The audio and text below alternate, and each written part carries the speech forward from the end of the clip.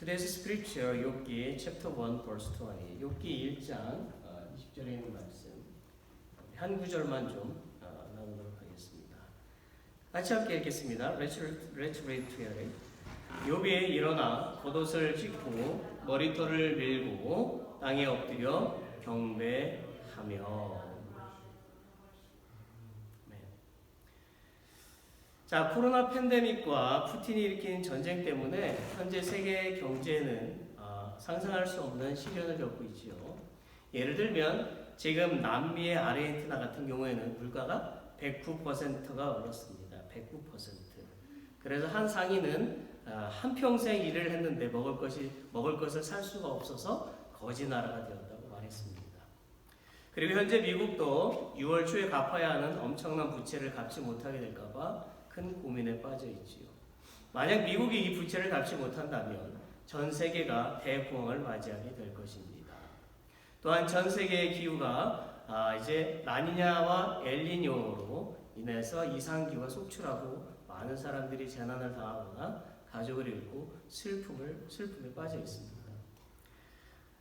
저희 조국 한국은 어려운 경제난과 취업난으로 인해서 젊은이들이 아이를 잘 낳지 않습니다. 그러다 보니까 학생들이 없어서 유치원, 초등학교, 중학교, 고등학교, 대학교들이 폐교하고 있습니다. 특히 올해 한국의 몇몇 대학들은요, 신입생도 극소수만 지원해서 결국 폐교하고 말았습니다. 심지어 어린아이들이 없어서 의학대학교 소아과에 지원한 학생들이 크게 줄었고, 소아과 의사가 없어지고 있는 상황이 놓여져 있습니다. 더 큰 문제는 북한의 전쟁 도발 위기가 점점 더 커지는 가운데서 한국에는 남자들이 부족해서 육군의 군부대 가운데 이미 3개의 육군 부대가 사라졌습니다. 이런 상태로 가면 한국은 곧 망할 수도 있습니다. 현재 한국의 미래는 매우 어둡고 큰 고난에 봉착해 있는 것이 사실입니다. 물론 온 세계가 고난에 직면해 있습니다. 여러분, 고난은 태어난 아기로부터 임종을 맞이하는 순간까지 계속됩니다. 이처럼 우리의 인생에는 많은 고난이 있습니다. 즉 우리는 부부 사이에서, 부모와 자녀 사이에서, 갑작스러운 가족의 죽음에서, 일터에서, 교회 안에서 등등 우리의 전반적인 삶의 현장에서 고난을 겪고 있습니다. 우리는 앞으로도 고난을 경험하게 될 것입니다. 그런데요, 여러분, 만약 우리가 그리스도인이라면 우리는 비그리스도인과는 다른 자세로 고난에 대처해야만 할 것입니다. 첫째로 우리는 기도로 미리 고난에 대비해야 합니다. 사막 마라톤이 열렸어요. 다른 말로 하면 오지 레이스라고도 하지요. 이 오지 레이스에 많은 나라 사람들이 참석하는데 한국 선수도 있었습니다. 어떤 기자가 한국 레이서에게 질문을 했습니다. 당신은 레이스 도중에 사막에서 죽는 사람들을 본 적이 있습니까? 자, 흔하지는 않지만 죽는 경우가 있습니다. 그렇다면 죽은 레이서는 뱀에게 물려서 죽나요? 아니면 전갈에게 물려서 죽나요? 여러분 혹시 모르시는 분이 계실까 봐 말씀드리는데요. 뜨거운 사막에도 뱀이 있고 도마뱀도 있고 전갈도 있습니다. 아무튼 한국 레이서는 다음과 같이 대답했어요. 어떤 레이서는 탈수증 때문에 죽었습니다. 여러분 당연하다고 생각하실지 모르겠어요. 사막 레이스잖아요. 그런데 특이하게도 죽은 레이서의 공통점은 자신들이 마실 물을 허리에 찬 채로 죽었다라는 것입니다. 마실 물이 있었음에도 불구하고 죽었다라는 거예요. 왜 이런 특이한 일이 생긴 것일까요? 사막의 온도를 보면 37도에서 45도 정도로 매우 높은 매우 높은데 습기는 없지요. 건조한 기후입니다. 그래서 땀이 나자마자 곧바로 증발해 버립니다. 그러니까 레이서가 땀이 흐르는지도 모른 채 마라톤을 하다가 자기가 물을 갖고 있으면서도 먹지도 못하고 죽는다는 것입니다. 그 기자는 한국 레이서에게 다시 질문했어요. 그러면 당신은 오지 레이스를 하면서 언제 물을 마시나요? 네, 저는 시간을 정해서 먹거나 보폭 숫자를 세면서 먹습니다. 사막을 달리다 보면 언제 목마른지 알 수가 없기 때문에 그는 그렇게 정해진 시간이나 때를 따라서 목마름을 해결하고 오지 레이스를 통과한다는 것입니다. 여러분, 목마름을 해결하기 위한 정해진 시간이나 정해진 때에 물을 마시는 것에 포인트가 있어요. 만약 우리가 고난이 언제 올지 알 수만 있다면 미리 그 고난을 막을 수 있을 것입니다. 그러나 고난은 예기치 않은 상황에서 다가옵니다. 그래서 예기치 못한 상황에서 고난을 만날 때에 좌절하고 넘어지게 되는 것입니다. 그래서 예수님도 이렇게 말씀하셨어요. 마태복음 25장 13절에 보니까 그런즉 깨어있으라 너희는 그날과 그때를 알지 못하느니라. 우리가 좀 전에 읽은 대로 욥은 하루 만에 행복한 사람에서 불행한 사람이 되었습니다. 그리고 욥은 욥기 4장 3절에서 다음과 같이 말하고 있어요. 무지한 말로 이치를 가려우는 자가 누구니이까 내가 스스로 깨달을 수 없는 일을 말하였고 스스로 알 수 없고 헤아리기 어려운 일을 말하였나이다. 욥은 어느 날 갑자기 고난을 당했지. 그리고 제 위에 올라앉아서 악창이 난 자신의 몸을 긁으면서 슬프게 울었습니다. 그 슬픔은 욥기 2장부터 41장까지 매우 길게 기록되어져 있어요. 어쩌면 그는 자신의 인생 가운데서 고난은 없을 줄로 알았을 것입니다. 그는 하나님을 너무나 잘 섬겼고 그의 자식들도 잘 살고 있었으며 그의 가족은 정말 행복한 삶을 살고 있었습니다. 그러나 갑작스러운 고난 앞에 그는 좌절했고 견디기 힘들었어요. 게다가 그를 더욱 아프게 했던 것은 사랑하는 아내가 자신을 위로하고 슬픔을 함께하지 않고 하나님을 저주하고 죽으라고 말한 것입니다. 또한 욥은 부유할 때 늘 함께했던 빌닷, 소발, 엘리바스 세 친구들마저 자신을 위로해 주지 않고 저주하고 마음을 아프게 하는 말을 할 때에 극심한 고난 가운데서 견디기가 힘들었지. 세 명의 친구들이 욥에게 한 말은 내가 큰 죄를 지었기 때문에 이런 고난이 온 거야 라는 것이. 사실 구약시대에는요 악인에게 고난이 임한다고 되어져 있습니다. 그래서 세 친구들은 욥은 죄를 지었기 때문에 벌을 받은 것이라고 말했던 것입니다. 하지만 욥은 하나님께서 인정하시는 악에서 떠난 사람이었어요. 그런데도 욥이 고난을 당한 이유는 사탄이 시험한 것이었습니다. 많은 사람들이 살면서 이런 질문을 해본 적이 있습니다. 악인은 뻔뻔스럽게 잘 살아가고 있고 의인은 도리어 고통을 받고 있는데 하나님이 살아계시다면 이런 일이 과연 있을 수 있을까? 여러분도 다음과 같은 질문을 해보셨을 것입니다. 난 하나님을 열심히 믿는데 여전히 고난 가운데 있네. 하나님, 이게 어찌된 일입니까? 하나님께서 구약 성경 39권 중에서 절반의 위치에 욥이라는 순전한 인물을 소개하고 그가 사탄으로부터 고난을 당하는 사건을 기록해 놓으신 것은 분명한 뜻이 있어서입니다. 그 뜻은 하나님을 잘 믿는 사람이라도 그의 인생 가운데에 고난은 온다는 것입니다. 그러므로 우리는 고난이 오기 전에 항상 기도로 미리 준비해야만 하는 것이지요. 당연하지요. 우리가 하나님께 기도하는 것은 하나님의 뜻을 구하는 것이고 하나님의 인도하심을 구하는 것입니다. 그래서 우리는 행복할 때는 더욱 감사하는 삶을 살고 고난 중에는 더욱 잘 견디게 되는 것이지요. 그런데요, 많은 사람들이 이 사실을 몰라요. 그래서 평소에는 기도하지 않다가 고난이 닥쳤을 때에, 문제를 만났을 때에, 어려움을 당했을 때에 갑자기 기도 요청을 하고 기도하기 시작합니다. 네, 물론 그때에도 기도를 해야만 합니다. 야고보서 5장 13절에 보면 너희 중에 고난 당한 자가 있느냐? 저는 기도할 것이요 라고 했잖아요. 그러나 목마름을 느낄 때는요 이미 늦었다는 것을 아셔야 합니다. 여러분, 어떤 사람이요 차 보험료를 아끼기 위해서 상대방 차에 대한 보험을 들어놓았다가 자기가 사고가 나서 자기 차 수리비가 많이 나가게 되자 그때 종합보험을 들지 않은 것을 후회하게 되죠. 이처럼 우리는 미리미리 기도할 때에 고난을 극복할 수 있는 힘을 얻게 된다는 것을 알아야 합니다. 우리가 정해진 시간이나 정해진 장소에서 기도하는 습관을 통해서 우리는 고난을 만났을 때에 피할 수 있는 지혜를 얻게 됩니다. 다니엘을 생각해 봅시다. 다니엘은 바벨론 1차 포로 때에 바벨론에 잡혀갔어요. 그는 포로로 있으면서도 하루에 몇 번? 3번 예루살렘을 향해서 기도를 했습니다. 그러던 어느 날 그는 하나님을 섬긴다는 이유로 모함을 받고 사자굴에 던져지는 고난을 당했습니다. 그런데요, 다니엘은 정해진 때에 기도하던 습관이 있었잖아요. 그 기도가 결국 그에게 담대함과 하나님께서 건져내실 것이라는 확신을 가져다 주었고 하나님이 함께 하심으로 목숨을 건지게 되었던 것입니다. 사랑하는 여러분, 데살로니가전서 5장 17절에 쉬지 말고 기도하라고 했지. 매일 기도하시기를 바랍니다. 보십시오. 살을 빼는 것도 건강을 신경 쓰는 것도 규칙적인 운동과 규칙적인 식단 조절이 있어야 합니다. 거기에는요 매우 철저한 계획이 있어요. 갑자기 빼는 살은 요요라고 해서 다시 찌게 되어 있습니다. 그래서 철저한 계획을 세우는 것입니다.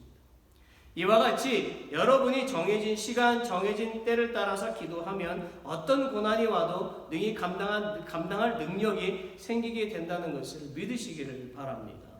왜냐하면 하나님께서 피할 길을 주시고 지혜와 힘을 주시기 때문입니다. 매일 규칙적으로 기도하여 고난을 미리 준비하시는 저 여러분이 되도록 합시다.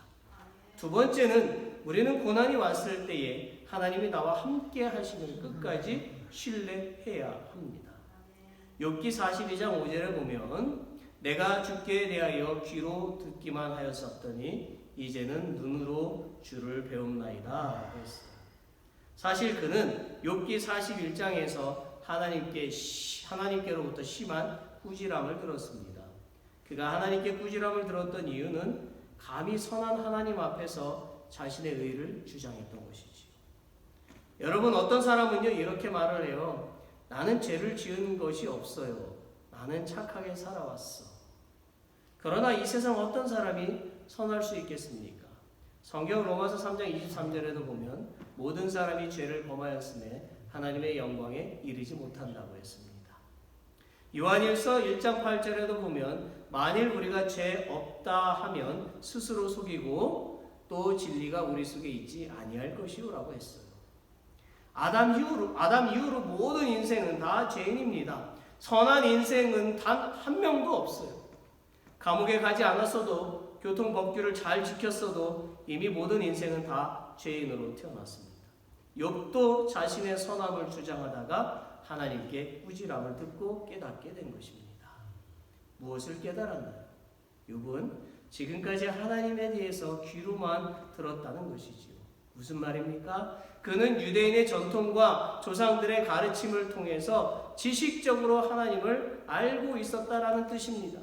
그래서 친구들의 말에도 동의할 수가 없었고 하나님의 섭리에 불의한 면이 있다고 생각했던 것이지요. 그랬던 욥이 이제는 하나님을 눈으로 보게 되었다라고 고백하고 있어요. 무슨 말입니까? 이제 욥은 하나님을 체험함으로써 영적으로 얻었던 그 눈이 떠져서 하나님의 영광과 능력과 권세가 어떤 것인지를 피부 깊숙이까지 깨닫게 되었다라는 뜻입니다. 한마디로 하나님께서 모든 것을 주관하시고 섭리하신다는 것을 인정하게 되었다라는 거예요.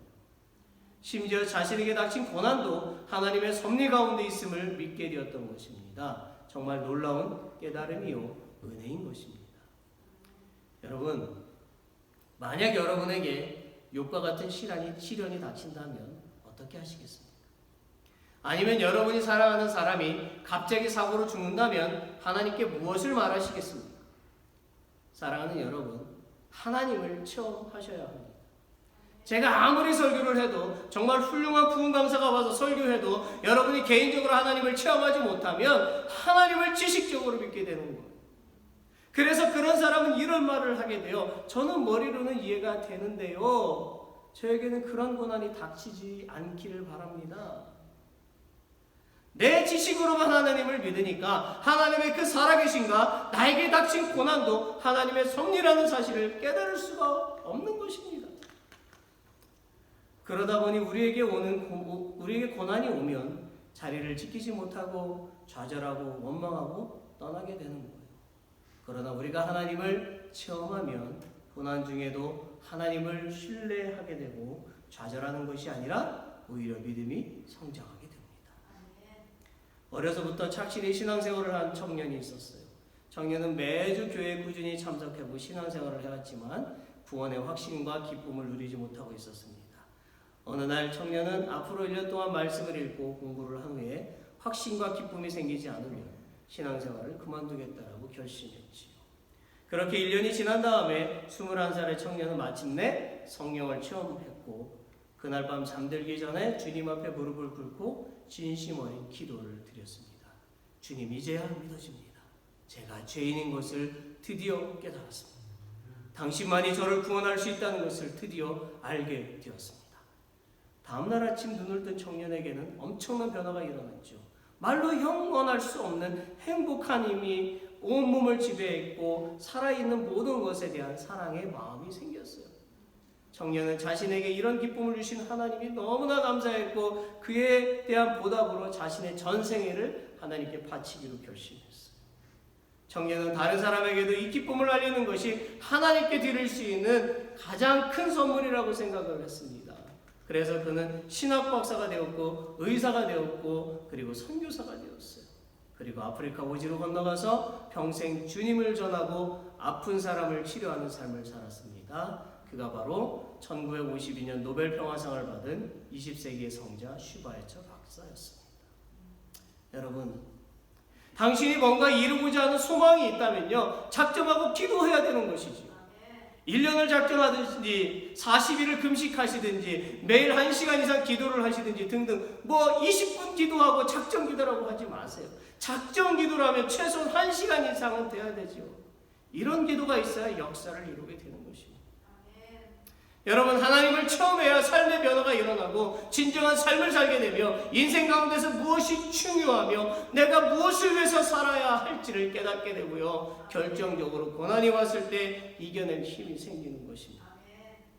오늘 여기 계신 분들 가운데 하나님을 체험하지 못하신 분은요, 하나님을 체험하게 해달라고 기도하셔야 합니다. 언제까지 교회만 왔다 갔다 하겠습니까? 언제까지 건조한 신앙생활만 하겠습니까? 히브리서 5장 13절에 보니까 젖을 먹는 자마다 어린 아이니 의의 말씀을 경험하지 못한 자라고 했어요. 언제까지 영적으로 어린 아이로만 사시겠습니까? 우리가 나이를 먹어감에 따라도 단단한 음식도 먹고 기름진 음식도 잘 먹는 것처럼 나이에 맞게 믿음도 성숙해야만 하는 것입니다. 사랑하는 여러분, 이렇게 기도해 보세요. 주님 만나기 원합니다. 하나님 음성을 듣기를 원합니다. 다윗은요, 사울 왕의 죽음의 위협과 아들의 위협 앞에서 그들을 죽이려 하기보다는 오히려 하나님을 신뢰했지요. 그가 그렇게 할 수 있었던 것은요, 목동 시절부터 수없이 하나님을 체험했기 때문이에요. 우리도 마찬가지입니다. 속히 하나님의 그 살아계심을 체험하셔서 어떤 고난 가운데서도 강한 믿음을 나타내 보이시기를 바랍니다. 마지막으로 우리는 고난을 통해서 하나님께 복종하는 것과 겸손해야 한다는 것을 배워야 합니다. 욥기 42장 6절에 보면 그러므로 내가 스스로 한하고 티끌과 재 가운데서 회개하나이다 라고 했어요. 여기서 한하고라는 히브리어는 마엔인데 이 말은요, 싫어하다, 거부하다, 뉘우치다라는 뜻이에요. 즉 욥은 자신의 어리석은 말과 행동을 뉘우치고 있는 것입니다. 이러한 행동은 자기의 순전함을 고집하기 위해서 하나님의 섭리가 불의하다고 생각했던 것을 뉘우친다라는 거예요. 그리고 욥은 지금 티끌과 재 가운데서 회개하고 있는 것입니다. 여러분, 이스라엘과 주변 국가를 말하는 고대 근동 지방에서는 슬픔과 스스로를 낮추기 위해서 먼지와 재를 뒤집어 쓰는 전통이 있었습니다. 그런데 욥이 이런 행동을 하고 있는 것은 하나님께 철저하고 완전한 회개의 표시로 크게 애통해하며 스스로를 겸손하게 하는 것을 나타내는 것입니다. 그리고 그는 진실로 회개하고 있는 것이지요. 결국 욥은 하나님의 능력과 지혜와 섭리를 깨닫지 못하고 성급하게 판단하고 짓거렸던 자신의 과오를 슬퍼하고 회개한 것입니다. 사실 욥은요, 욥기 41장에서 보면 자신의 의를 주장하면서 하나님께 되들었어요. 그러자 하나님은 욥기 41장 11절에서 욥에게 이렇게 말씀하셨어요. 누가 먼저 내게 주고 나로 갚게 하였느냐? 온 천하에 있는 것이 다 내 것입니다. 이 말씀은요, 어찌 감히 사람이 하나님의 채권자가 될 수 있느냐? 어찌 감히 피조물이 창조자가 되려고 하느냐?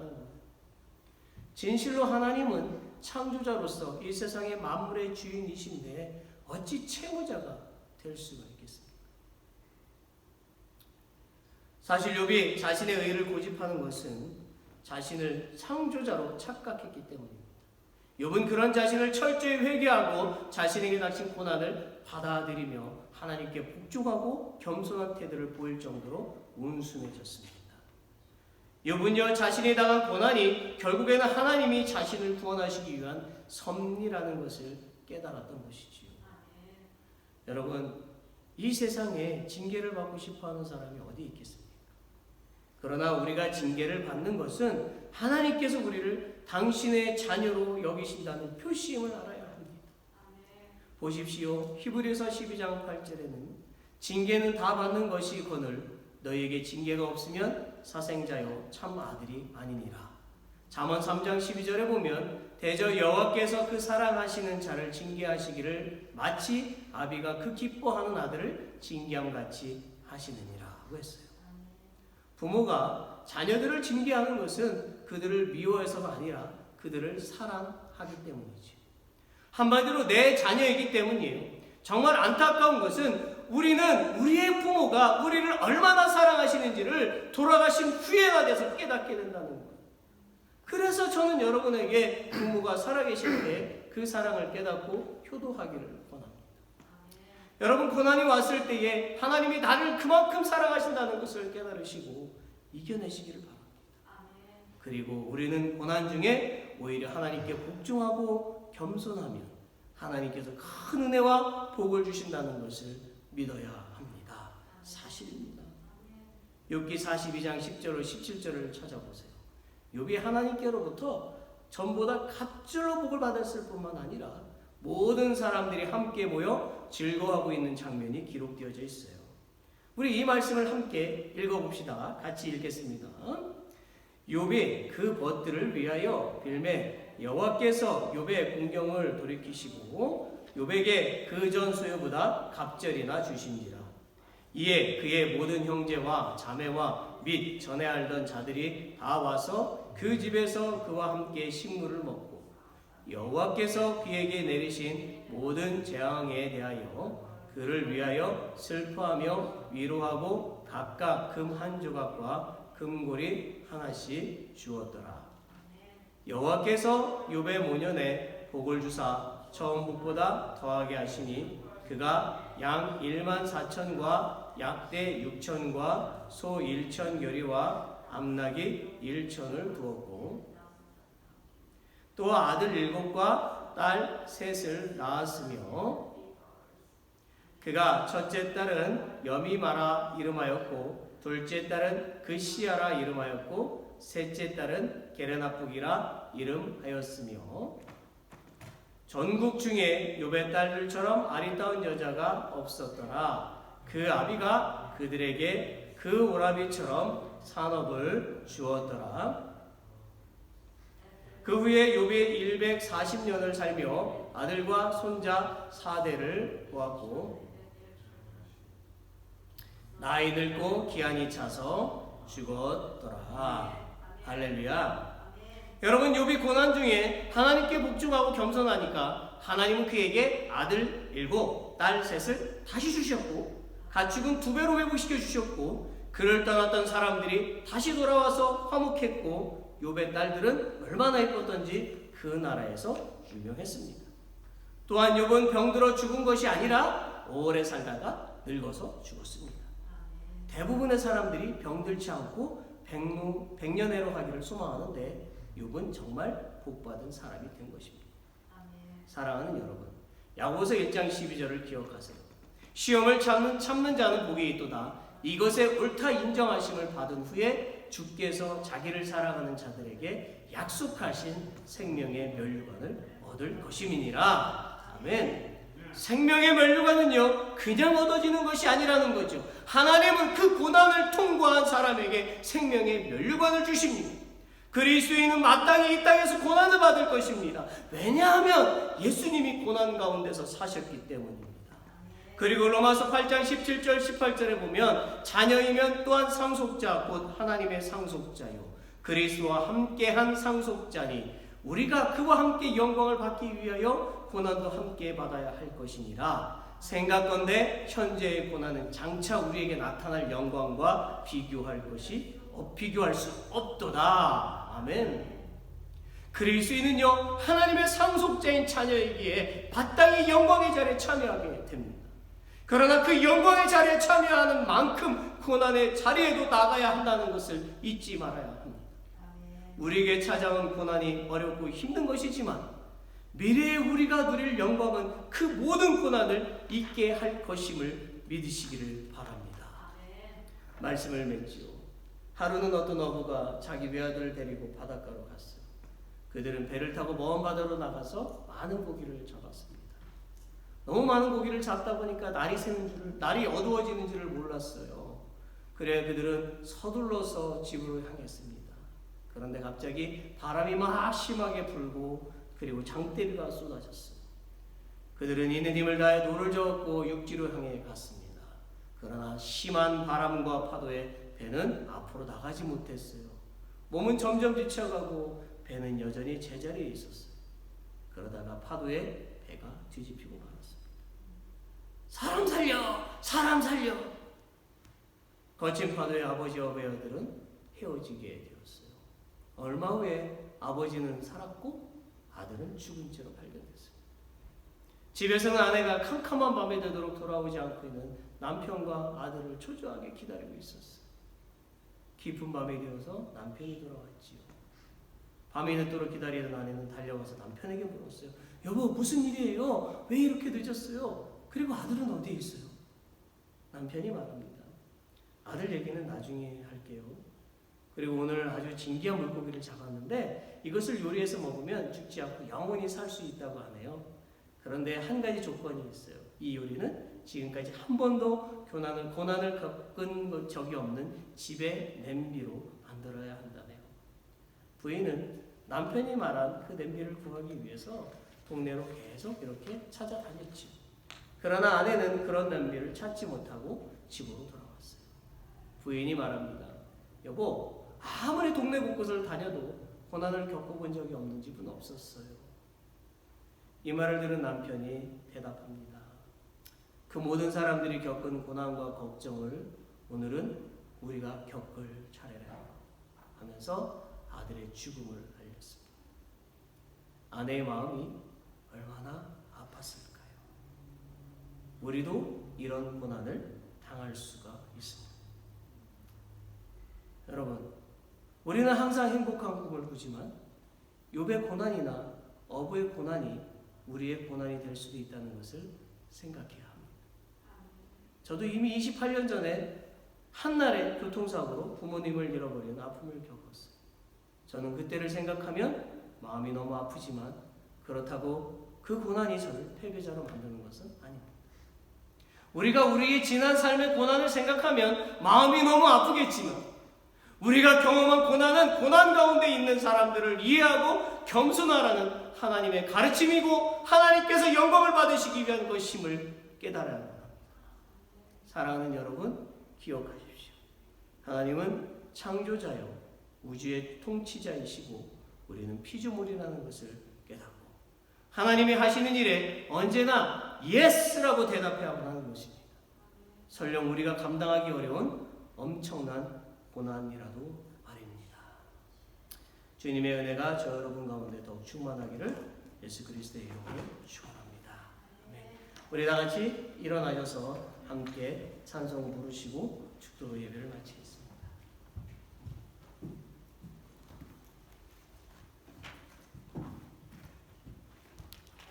내 평생에 가는 길 순탄하여 내 영혼 평안해.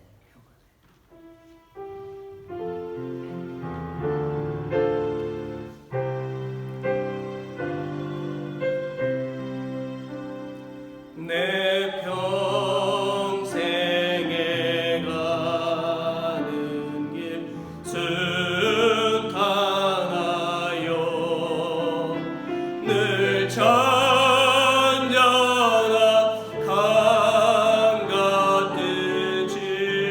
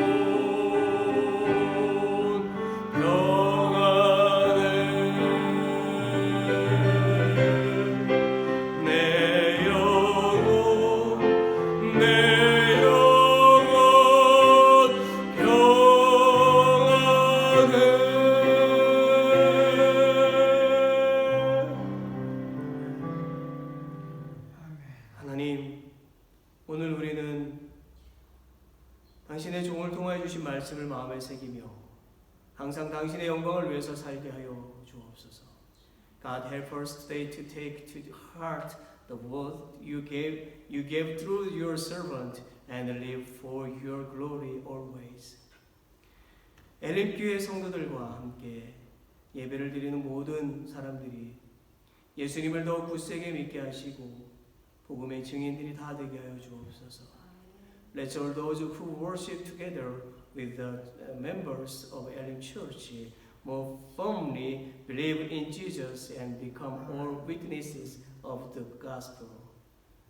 Now, may the grace of our Lord Jesus Christ, the great love of God, and the communion of the Holy Spirit be with all who worship Him forever.